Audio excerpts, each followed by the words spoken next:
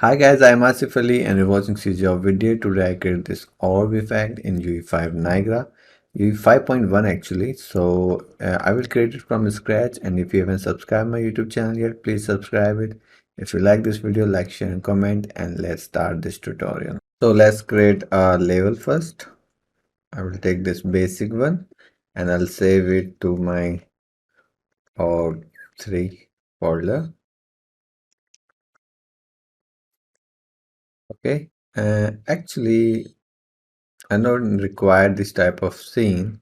We can delete all these things if you, yeah, we can take just empty map.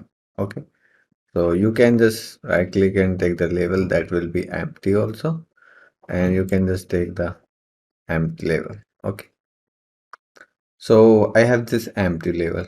Okay, and I'll just add a fog here and gray color, dark gray. Okay, so this is label we have. Then I will create a material M, and this will be energy sphere.